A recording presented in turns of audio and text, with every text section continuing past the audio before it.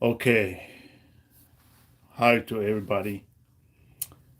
I'm coming out live um, this morning. Right now it's 8 a.m. Central Time. Kind of today's my day off, so I'm gonna go a little bit, spend a little time on motorcycle riding. I haven't got the equipment, the camera to attach to my motorcycle, so uh, I will not show any the video clips that showing you what I ride, okay? But today, just want to talk about the dangers of riding motorcycle. You know, I had a cousin that died a year ago. Riding motorcycle, he's in his 30s. So he was driving home from a trip that I think he went cruising around by himself. And he was coming home, and there is a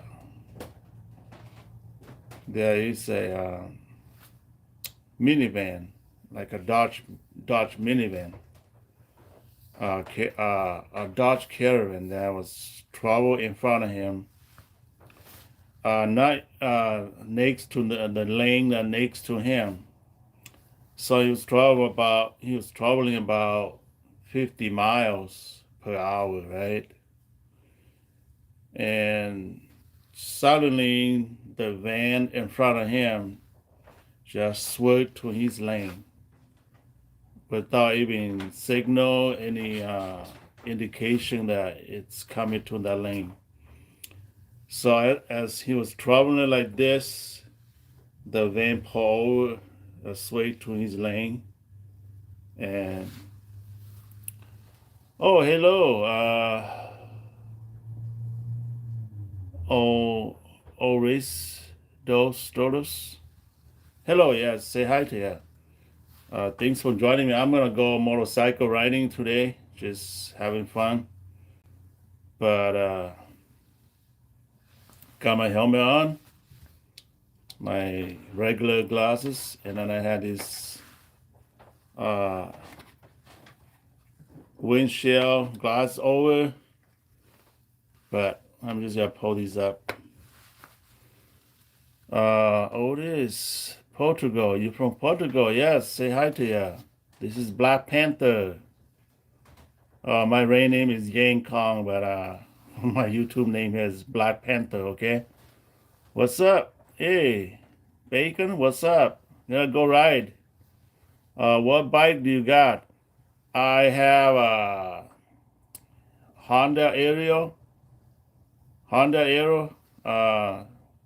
1100cc a cruiser. So it's a Honda. Yes. And it's a beautiful bike. Love it. It's a yellow, black color. Uh,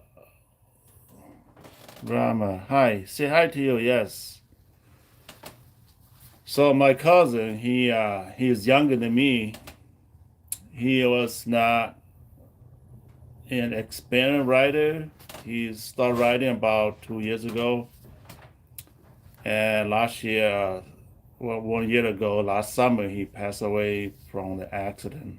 From that, yeah. So he was going this direction on his lane, and then a minivan suddenly on the right lane just swerved to his lane right in front of him.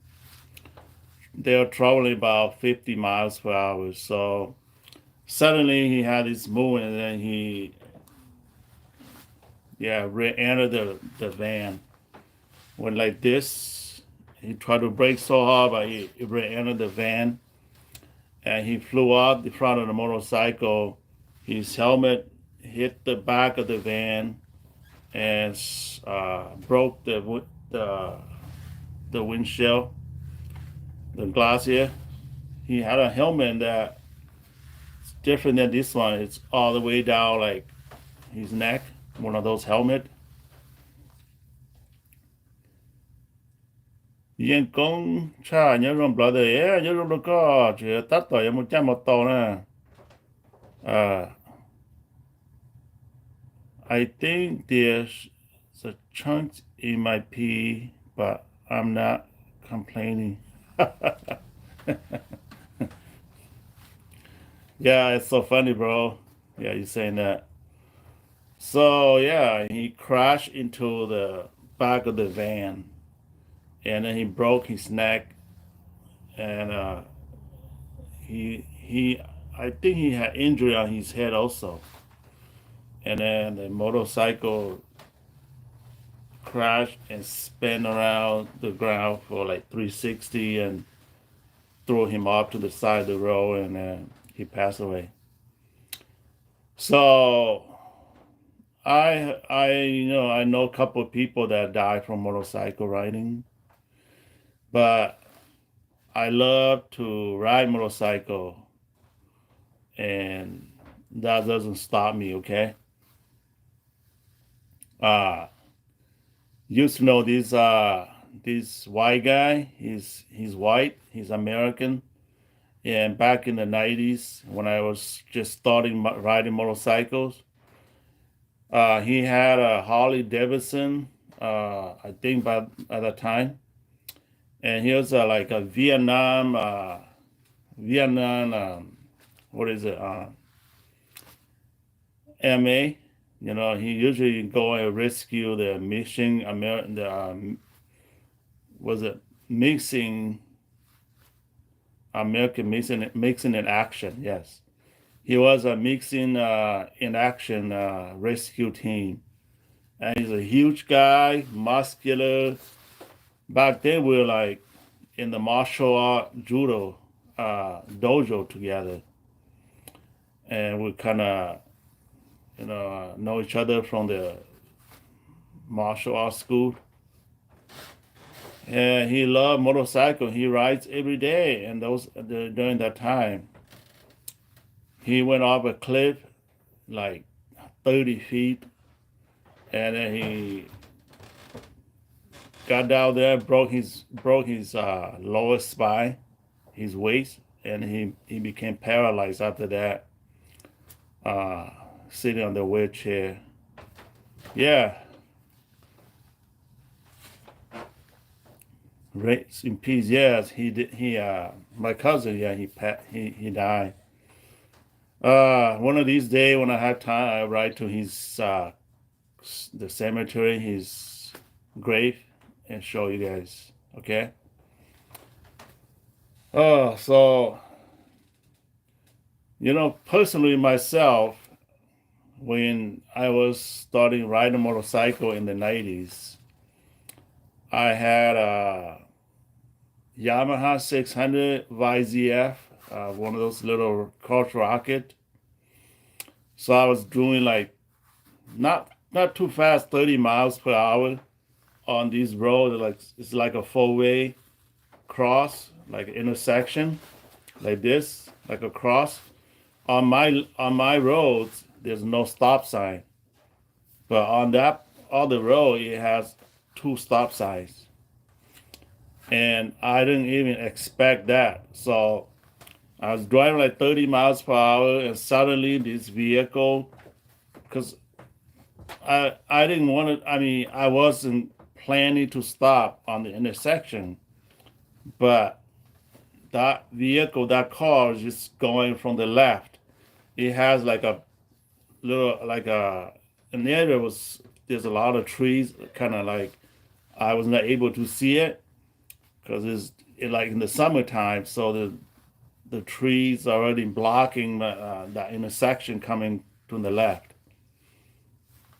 So I didn't prepare to stop, but suddenly this vehicle just go right through the stop sign, didn't even stop. So I saw my vehicle like this, my motorcycle like this, zoom, and I dropped to the ground. All right, so it broke the lights on the left, the mirror on the left, and some scratch on the body. But it wasn't that bad. I almost got killed at that time. That's the only incident in my.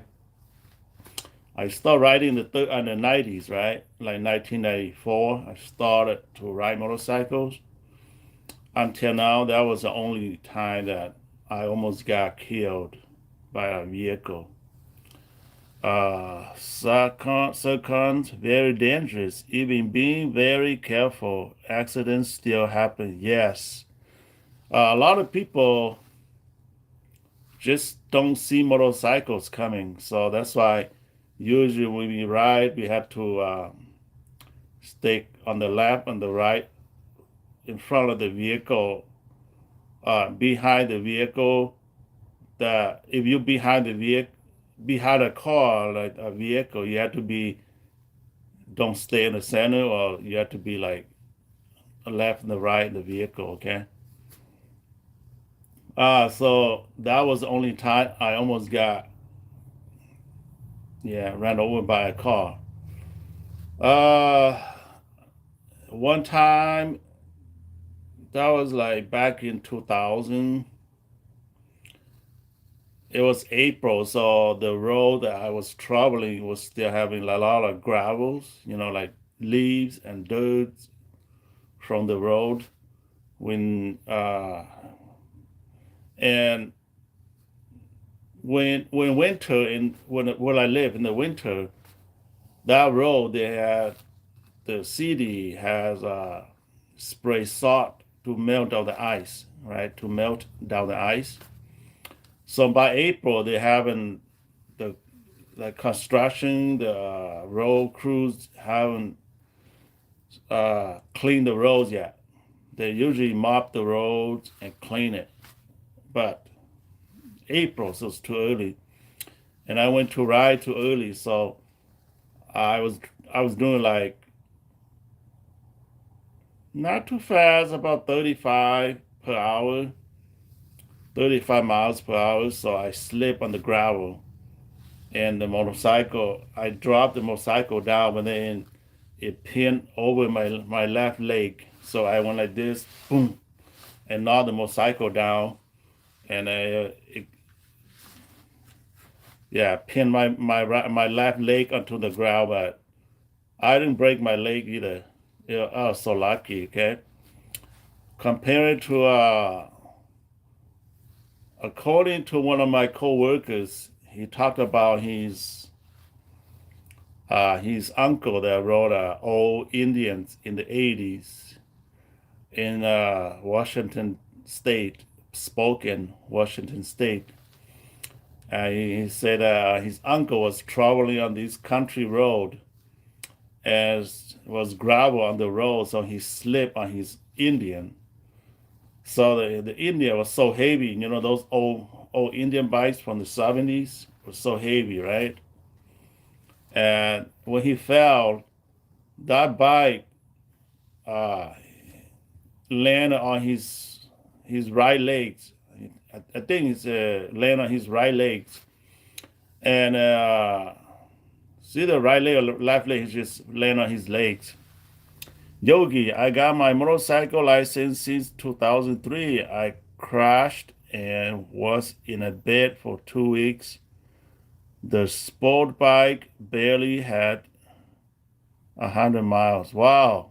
Did you total the bike? What do you have? A R6, R1, or what is it? Yeah, those sporty. I still have my motorcycle license, just not riding anymore. Yes. Hey, sometime maybe you have to go out there, face the fear. You gotta face the fear, man, Yogi. So yeah, you have a crush rocket. They're very powerful, so you gotta be very careful. Oh, CBR 600, yes. My brother-in-law used to have a whole bunch of those. I had a Yamaha 600 back in the 90s. But now I don't have any more of those sporty motorcycles. I just have a Honda Cruiser for me to cruise around because getting too old for those things. Okay. But those are nice bikes. Very, very fast. Damn. So his uncle, that guy, he said that his uncle laying on the ground, he became unconscious. So the motorcycle laying on his leg, and the muffler sat on his leg. And when he woke up from his unconsciousness, half of his leg was cooked. It was cooked all the way to the bone because the muffler is so hot that it cooked his leg, his calf, all the way to the bone. And then he woke up. He saw that. He blacked out again. He fainted again when he saw that. Until somebody saw him and noted, called ambulance to come and pick him up. So he lived, but he half of his leg, uh, it was gone. It was cooked. So motorcycle is dangerous. The 90s when I first came up here to live in the north, in Minnesota. I am in Minnesota, okay? It has Highway 94 has a tunnel. It's about maybe 200-300 feet across the other side. So the tunnel, one time I was driving down there on a motorcycle, it was raining. He slipped at the beginning, the start of the tunnel. He ended up on the other end of the tunnel, and he lost control, and then his bike spun around, and then he broke his. When he ended on the other end, you know what happened? He broke his waist, his spine, broke his legs. He died instantly. He died, but saw he land on the other side. I was driving past by. He's laying like this, and he looked like one of those you know animal that was run over by a car. So yeah, he died, and that guy, I didn't even stop, and somebody else called for help. So back in the 90s, that we didn't have cell phones, so somebody probably stopped by some payphone on the street and call the ambulance for him. Yogi said, thinking about a Harley too. I'm getting too old for a sport bike style. Just want to set up straight and cruise now too. Yes, that's a good idea, Yogi. So I'm just telling you guys little scary stories as my experience riding motorcycles, what I saw, and some friends died, cousins died, and all those things. So no matter how careful you are, somebody else is gonna knock you down. Yeah, bigger vehicle that don't see you, or they saw you but they pretend they don't see you because they want to run you over. So yeah, it's very dangerous riding motorcycle. And today I'm just gonna go ride for a couple hours. My day off. I'm not working today, so got this helmet on. I got another helmet different than this one, but this fits me more like a cruiser bike rider. My other helmet is more like a sporty type. So yeah, gonna go ride and just come out alive. Tell you got little bit about motorcycle stories. But anyway, I'll be talking about Hmong people and how they got to America, and why are they here in America, and what happened back in the days. So don't you guys know that what was the Hmong people's purpose in during the Vietnam and American conflict? A lot of you guys probably won't know if you follow me. A lot of Americans had no idea uh, who we are. Why there's so many Hmong people in the U.S. Okay, so I'm just gonna talk a little bit, tell you, maybe refresh a little bit, go over a little bit, summarize like a summary so that you guys know among people I am Hmong. Okay, like and sub. Appreciate your streaming and experience. Thank you. Oh yes, thank you. So Hmong people, they're from the northern part mountains, mountainous area, Laos. Okay, uh, this is the thing that a lot of Americans don't know. By now, they probably know, but like 10 years ago, they didn't know. Some of them still don't know in like on the suburb in America, like a lot of places that Hmong people don't live. So California has a lot of Hmong people. Uh, Oregon has a lot of Hmong people. Wisconsin and Minnesota has a lot of Hmong people. So now then, a lot of people probably know Hmong people, but still they haven't they don't know the story behind why the Hmong people are here, right? Because they don't teach that in school. Uh, there's not there's nothing about them in American history, the book, American history book. As I was in high school and learning U.S. history, they mentioned about Vietnam and American conflict, just like a couple pages, like one chapter, and that's it. And they did not mention much about that in American history. So, one time I was fishing. I was fishing in this lake up in northern Minnesota. So I went there, and on the fishing spot, there's a white guy sitting there. He's old. He's probably in his 70s, retires. Didn't did the CIA train a lot of Hmong people during the Vietnam? Yes, that was CIA got involved in the Hmong when the Hmong people. Yes. So this guy, he he was fishing the lake. He was there before me, so I went there and I went sat like a couple feet from him fishing. I didn't. I just say hi, whatever. And I look at him. He's like half of his arm was weak. Looked like he had a stroke before. So he was fishing with like one hand, and he kind of had his fishing pole under his left arm when he tried to put his bait on it. So I watched him. I watched him for a little bit, and I start fishing. I have one of those black shad plastic minnows.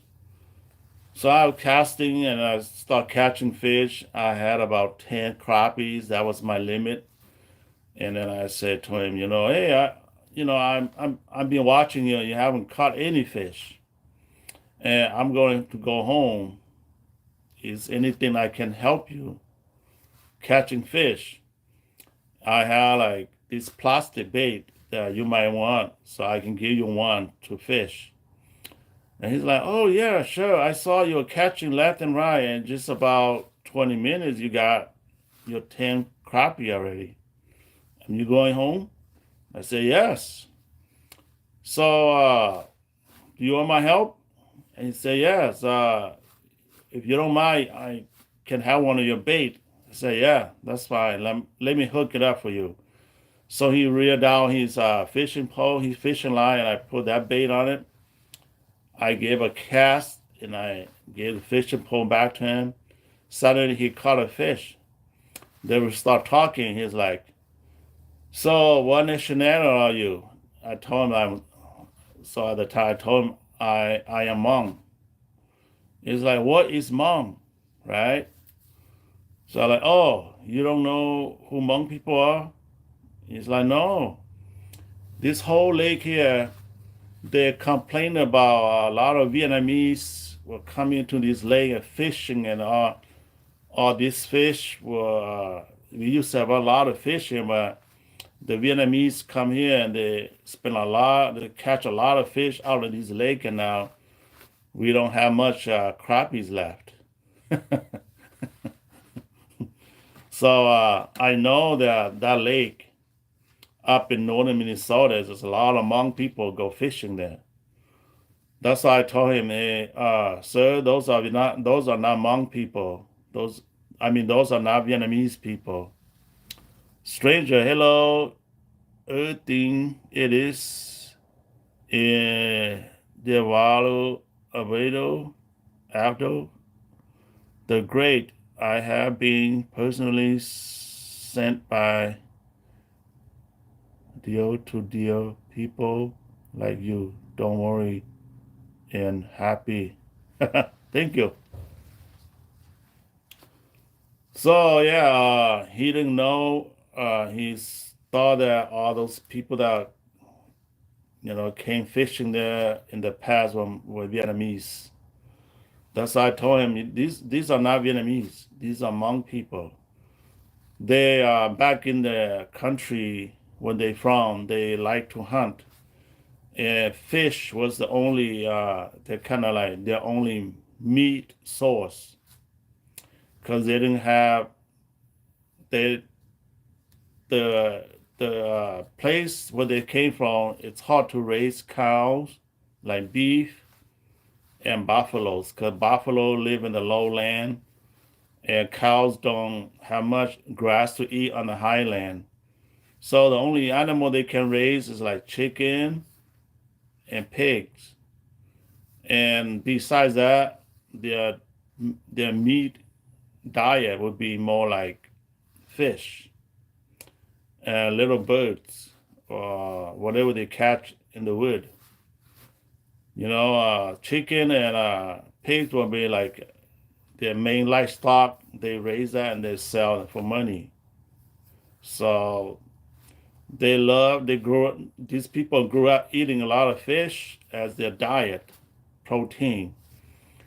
So that's why they're here and they go fishing and a lot. So you notice that was, the lake fish population kind of going down because there's a lot of them come here every summer, fishing seasons.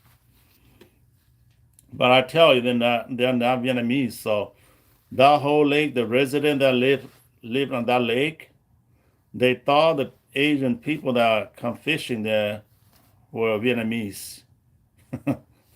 So I told him, they're not Vietnamese. And that's why I asked him, do you know anything about Hmong people?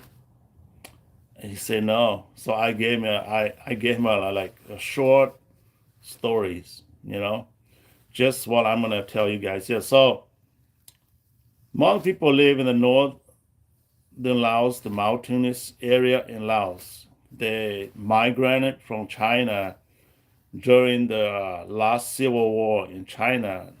It's caused by the British in the Opium War in China, which caused a conflict between the other minority groups of people that live in China. So they had a civil war over there and pushed a lot of people to migrate to northern Laos, Vietnam, and Myanmar, right? So Hmong people started to arrive in northern Laos, in northern Vietnam, in Thailand, in Burma, which is now is Myanmar, living in the mountains. And after the French lost the battle of Dien Bien Phu, okay, they had to go home. But then, the communists from Chairman Mao and the Russian communists, the Red, Mr. Gorbachev in those time, right? were spreading across Southeast Asia, and American was afraid that that would take over Southeast Asia and the communists. So they went to Vietnam, tried to, have the Vietnamese fight each other, just like how they did with North Korea and South Korea. So then the Vietnamese were fighting that war, right? And the North Vietnamese were sending troops through the Ho Chi Minh Trail into South Vietnam to supply with soldiers, food, weapons, money, anything. That's why American came on to the mountain Laos and recruit General Vang Pao direct from the French general that they knew General Vang Pao, and they told American to come to the mountain secretly without letting the Lao, the Royal Lao government know about it. So they flew over, recruited General Vang Pao, and the Hmong guerrilla purpose units in northern Laos to sabotage the Ho Chi Minh Trail, okay? So they won't be able to supply the South with food, weapons, money, medicines, and more uh, soldiers, okay?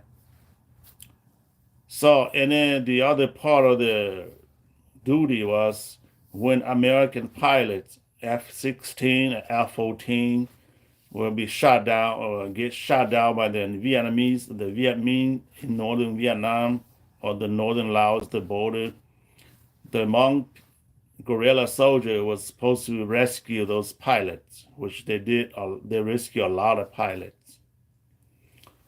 And then what the other part of their duty was the CIA, the American CIA. They they had installed like towers in the mountains of Laos, okay, to communicate, so they can communicate when the F-16, F-14 were flying to bomb the North Vietnamese in the north. So those towers is their communication, because in Laos, when during the monsoon and rainy season, it's so cloudy that the airplane cannot fly. So those towers were built in the mountain for them. So this mountain is called Pati, right? Pati in Laos. Right now, current time, the Lao people already, they kind of like set that mountain as a tourist vacation spot now. But it used to be where American would install their communication tower on that mountain. And there's only one way to get up there. From there, it's just like cliff, 1,000 feet down. Okay, 1,000 feet drops. So the tower was set up on top of this mountain, and then the General Van Pao's soldiers were sent to guard this as a base. So there's only one way to get up there. From the other side is way drop. You can't go there. So many times, this is true story. Okay, it's fact. Probably not in the books they write, or in the American history. But I had uncles that were soldier on that camp, on that base, where they survived. Okay, and they live to tell stories, but they did not write a book. So, from one of my grand uncle, he told me this story, right? That the Vietnamese tried to get to destroy the tower so many times, but they couldn't do it.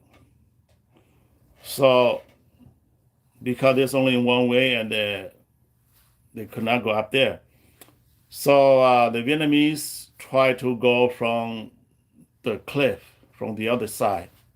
From there, the only way to get up there is you had to be a expert rock climbing, right? So what happened is the Vietnamese tried that part, and they had to send us a group of special force unit into Russia, and they were trained by the Russians to rock climb that cliff. And they took photo, they took picture, and they brought them to Russia, and they pick an area in Russia like a mountain like that, and they try how to climb that without any uniforms. So the Vietnamese troops, the Viet Minh, they were trained. They went to Russia for almost 2 years training on that. When they came back, they did not go uh, as as a soldier, but they one night, right? My uncle said like one night it was dark, and suddenly they're just Vietnamese. The Viet Minh just up into the base and start cutting those soldiers when they're sleeping. Okay, so they found out that the Vietnamese, the soldier that got to the base, they were climbing from that cliff from the other side where the General Wayne Powell's soldiers were not expecting them to be that, okay, to be that brilliant, to be that expert, to climb from that other side, which is 1,000 feet drop, a straight cliff like this. So on this story, the Vietnamese soldier, they only had their underwears on, no clothes. They carried a knife and one of those cut off AK-47 on the side, and with just one clip, or one clip on their gun with a knife. So in the middle of the night, they would climb that rock silently, quietly. Nobody knows. And then those soldiers up in the base up there on that tower in Pati was still sleeping, right? I mean, they have regular guard watching the direction from the left, where they think that the Viet Minh will come, but no, the Viet Minh came on the other side, and there's so many of them. Suddenly, they're just pulling soldier, cut them the neck, stab them with a knife. All right, and then yeah, some of the Vang Po soldier were killed with some American. He said there was two Americans and one black guy stayed with them up on the base and Pati, right? Pati up here. So they killed those two Americans also, and some of the Hmong soldier, which part of Vang Po soldier, escaped, but there's like 20, 30 of them up there, and they're killed. They're like 100 soldiers. So there are about 20 escaped. A lot of them got killed up in the base. And one of my uncles was one of the soldiers that escaped from that too. So he lived to tell the story. That's why I telling you guys. Uh, so that night, the Viet Minh was able to infiltrate to that camp, that base, and kill a lot of this Vang Pao soldier and took over that. So they lost their tower to the Viet Minhs, okay? And that's when the war started going down. Vang Pao's military started uh, pull back, and they came there on the rainy season, monsoon season too. So there was no air support. So this is what happened. How that mountain, that base was lost to the Viet Minh. I'm just telling you guys a little story that the Vietnamese, they're tough soldiers.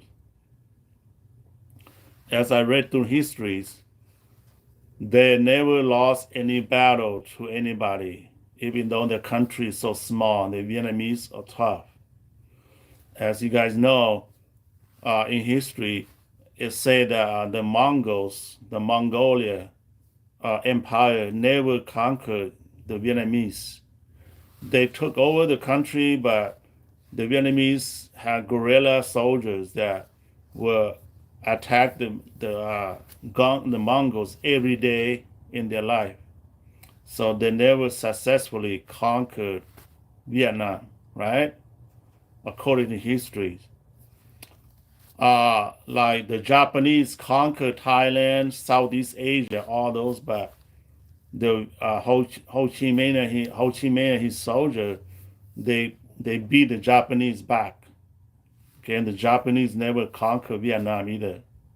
Okay, so American went there, and American also had to pull back because the Vietnamese are tough. Okay, they were tough, as you guys saw that. So in 1980s, the Chinese tried to. They have a little disagreement. The Chinese tried to attack, tried to fight a war with the Vietnamese, and the Vietnamese so tough the Chinese also gave up. You guys know that, right? So Vietnamese are considered amazing story. You would think it would be a movie. Yes. Okay, that's why I'm telling you this story. As I was writing, I would I was start writing a little short story about this, and one of these days I read to you guys if you still here following me. So I try to write a screenplay or like a book like that, but it's more like a nonfiction, like a fiction book. So very interesting. Thank you so much for sharing. Yes, Vietnamese are tough. They went to Cambodia and they after the Vietnam War, the American pulled back. They went to Vietnam and uh, beat the shit out of the Pong Pas groups. Pong Pas, the Red Khmer Rouge. Okay, the one that caused the killing field. So that's why this is what my uncles that were part of the Vietnamese conflict, part of General Vang Pao soldier told me, right? The You ever watch the movie We Were Soldier with Mel Gibson and they went to fought, like went to Vietnam and they fought the battle, okay, their first battle, No Man Left Behind, okay, that movie, right? Okay, so uh, this is what my uncle told me that the Vietnamese, they don't fight in a large group. Like American soldier, you have a platoon, and then they have like a group, a lot of people on ground soldier fight together. So the Vietnamese learned that Americans were dropping big bombs. So if they like fight in large group, one drop of bomb will kill all of them. So they can't waste their soldiers like that. So they were the Vietnamese soldier would stay like two person together, and they in the battlefield they would stay like a quarter of a mile or a mile away. 1 mile, two soldier. 1 mile, two soldier. Okay, so if the American would drop big bombs and the bomb explode on one area, you can only kill two soldiers like that. Okay, in a circular perimeters. That's how the Vietnamese fought, and uh, I think they're tough. You watch the movie Mel Gibson, and then they fought in group, and that's why they learned that if you stay in large group, That's why in the movie, Mel Gibson, the general, told the soldier that we had to crawl as close at night, as close as we can. By the time morning come, we'll be like together with the Americans. So that way we can combat and fight, hand fight on, when the bomb drop, they will also kill their own people, grab them by the belt. So that's what happened on that night, right? In the Mel Gibson movie. Uh, the F-16, when dropping bomb, it kills a lot of American soldiers in that battle, in the combat battle, okay? All right, so Vietnamese soldiers are tough. That's why you guys think that now American want to be friend with the Vietnamese.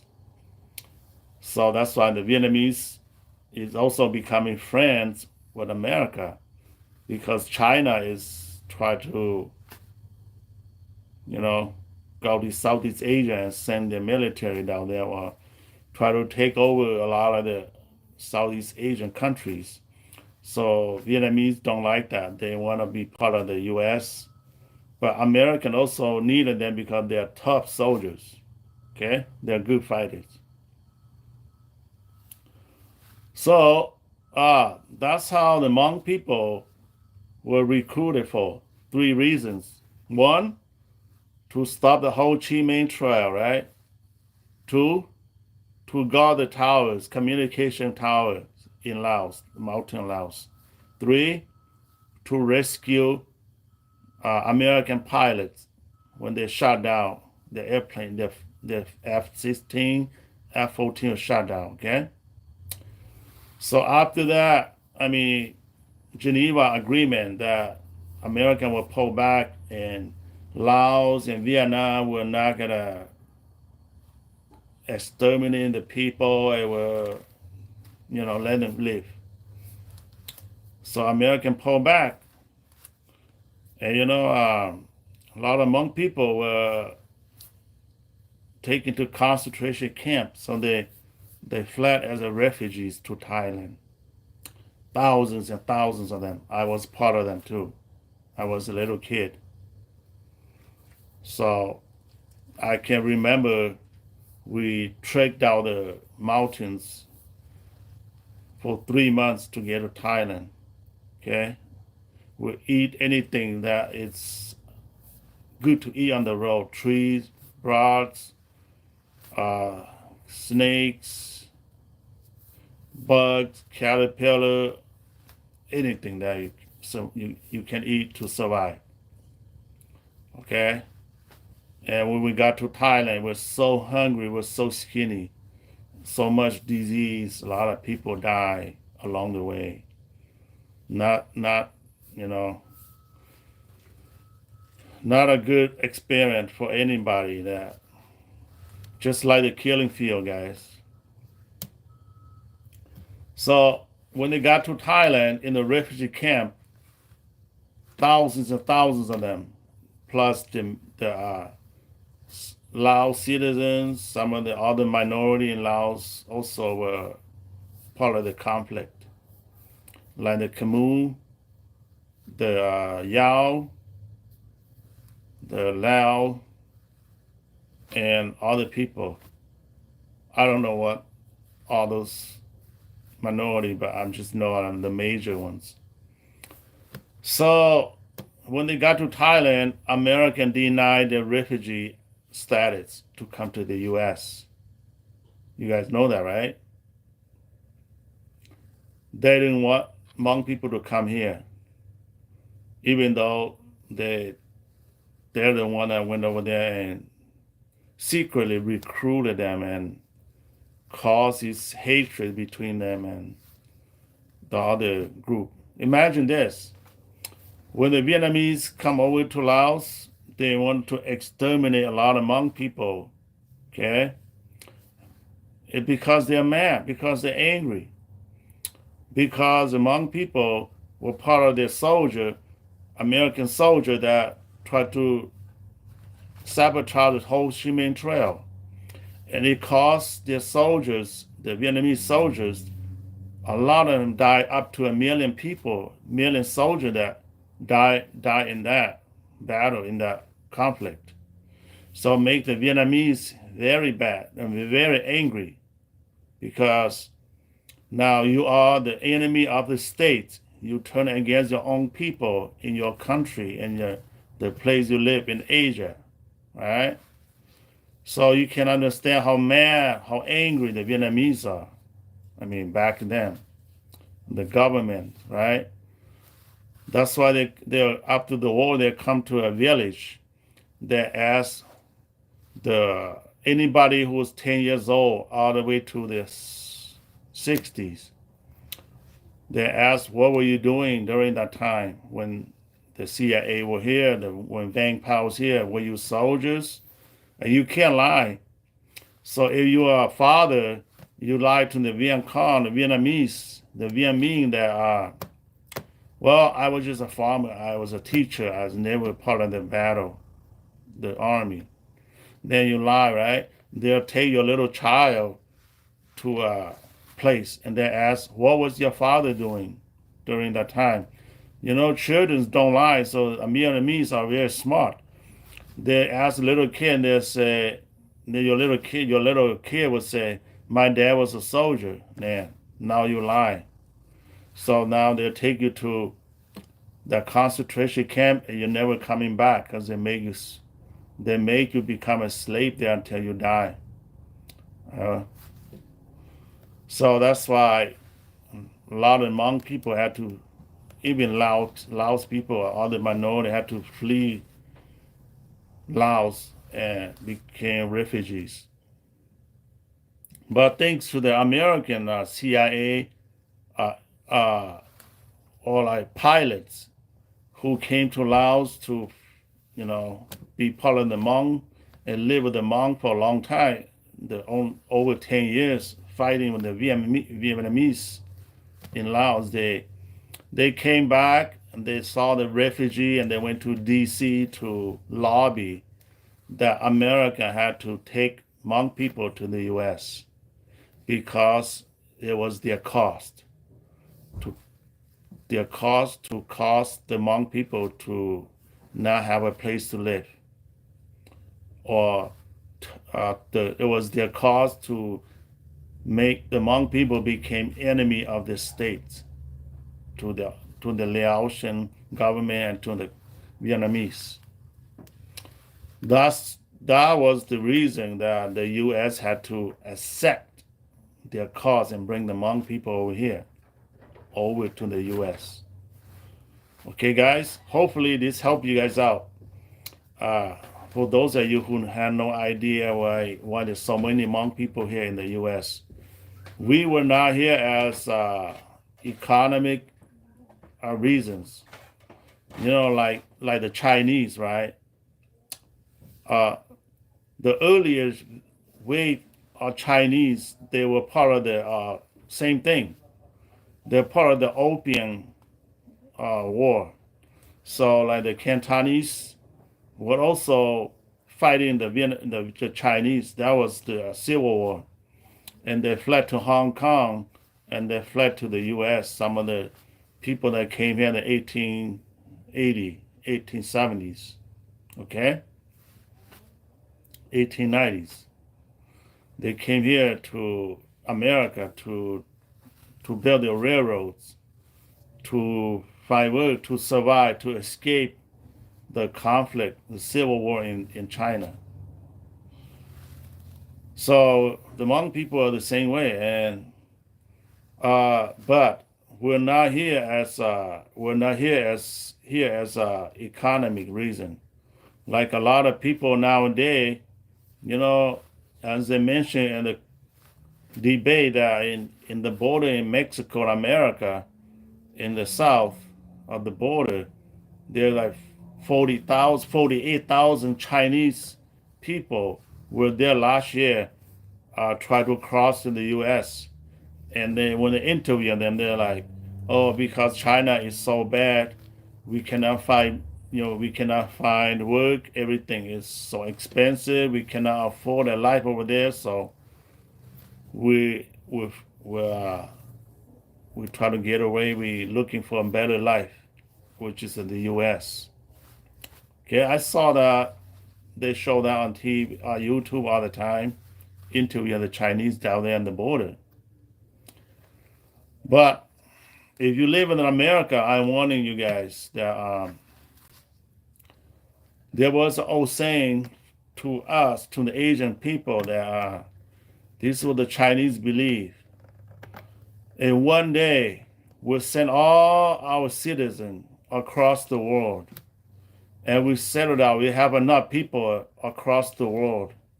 That's why we'll rise and we'll fight World War III. So it's coming, guys. It's coming. World War III is coming. They have sent all their people to Africa, build their life down there. They try to infiltrate the U.S. with a lot of Chinese people, okay? Canada, all over the world.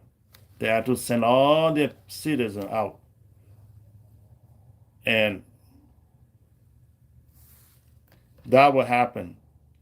Now, almost all over the world, the peoples are all over the world, okay? And it's coming.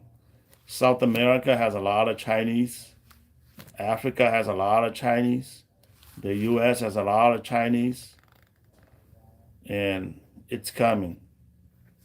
So be prepared. Okay, guys? What do you guys think? I'm going to end this story for you guys to think about this, okay?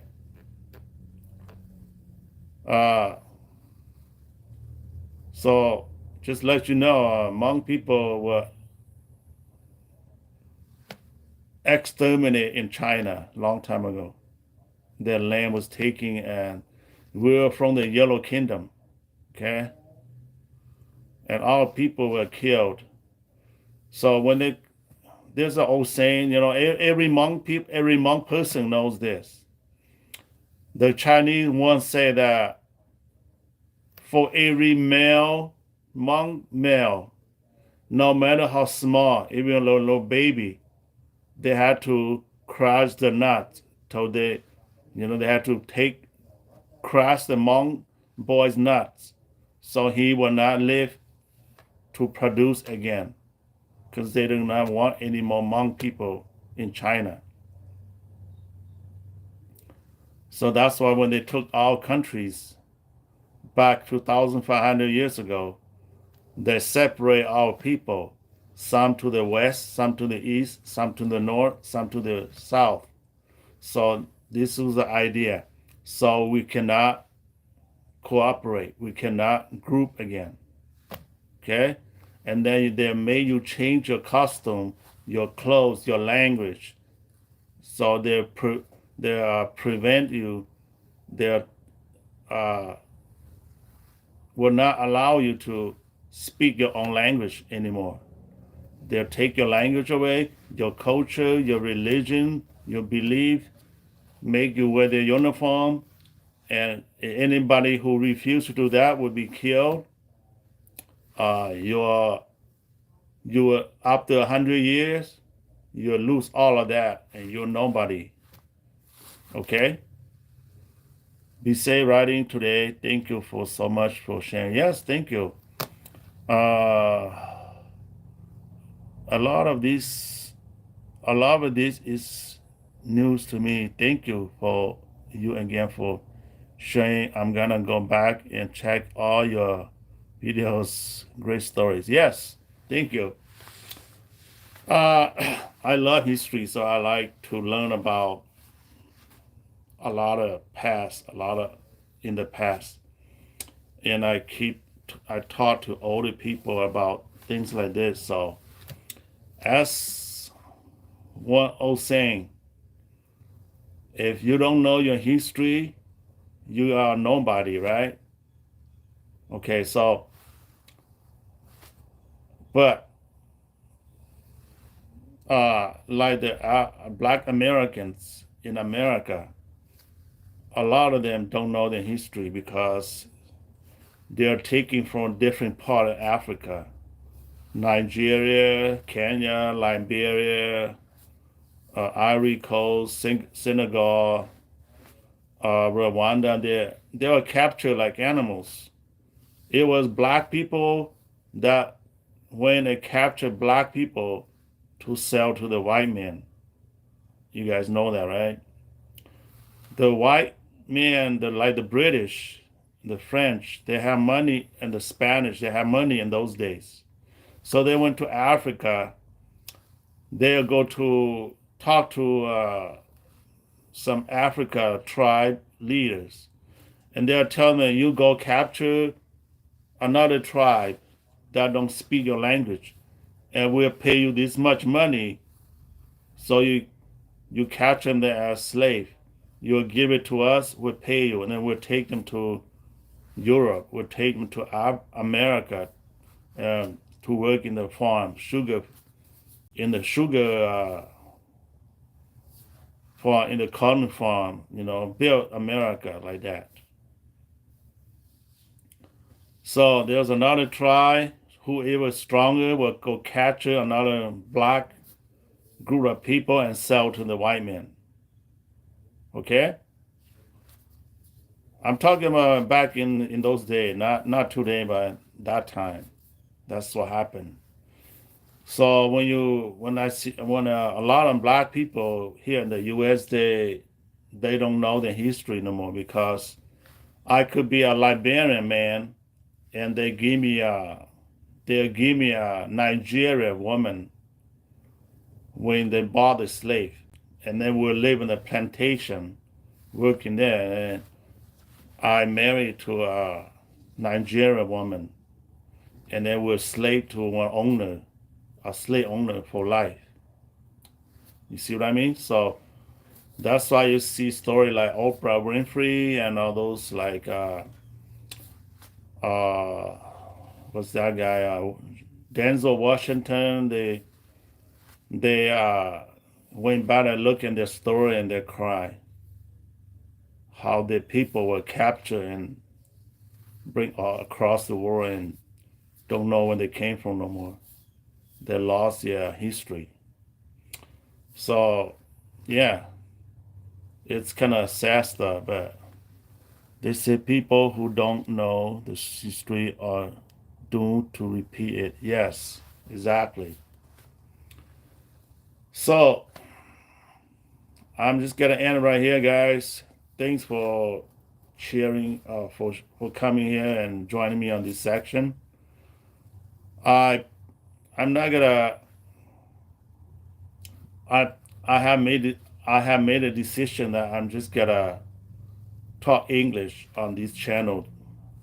You know, from now on, I'm not going back to the. I'm not gonna mix talk Hmong anymore. Like, okay, because I know there's a lot of you guys follow me, younger people and Americans or English speakers. So yeah, for sure, I will share stories for you guys down the road. So thanks for coming, and I'm gonna go ride for a couple hours today, and we'll see you. Okay.